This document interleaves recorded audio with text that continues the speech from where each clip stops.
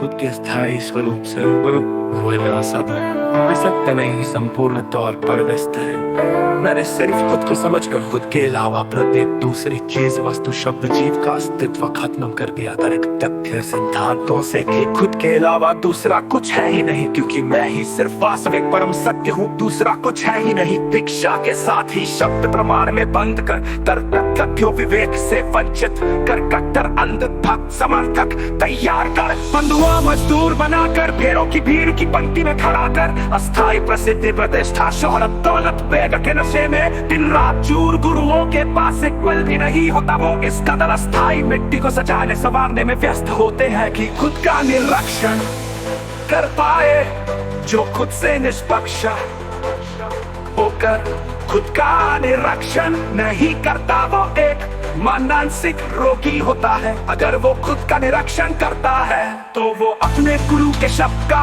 उल्लंघन करता है, जिसकी सजा गुरु मर्यादा में नरक भी नहीं मिलता। जो मानसिक रूप से बंधा गया है एक सरल सहज निर्मल व्यक्ति को सिर्फ अपने हित साधने के लिए, जिसका नाम परमात्मा दिया गया है।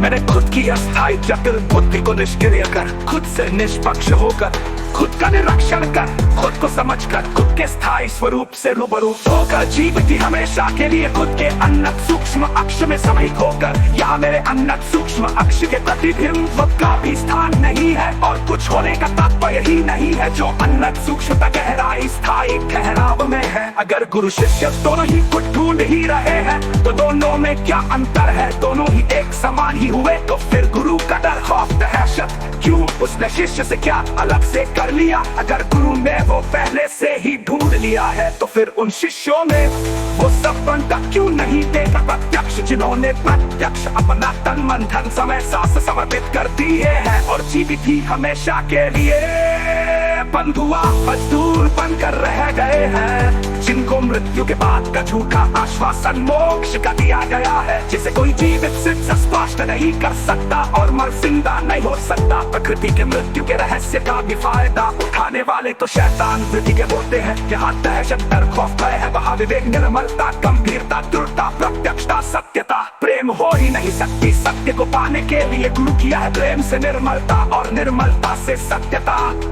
प्रेम भक्ति की जड़ है, सिर्फ कहने तक ही सीमित है। गर्मी और गर्मी में जमीन आसमान का अंतर होता है।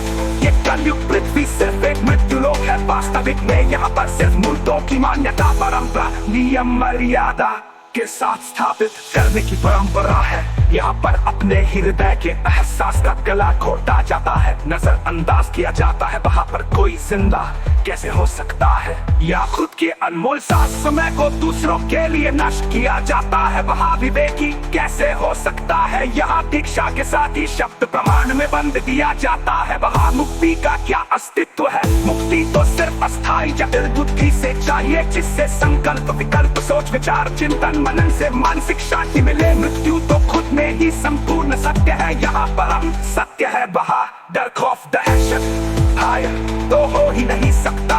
यहाँ डर खौफ दहशत भय है, वहाँ सिर्फ कोई धारणा बनाई गई है। आज तक अस्थायी जटिल बुद्धि से बुद्धिमान होकर ही किया जो भी वास्तविक में किया। इंसान ने ये भी सत्य है कि अस्थायी जटिल बुद्धि की उपयोग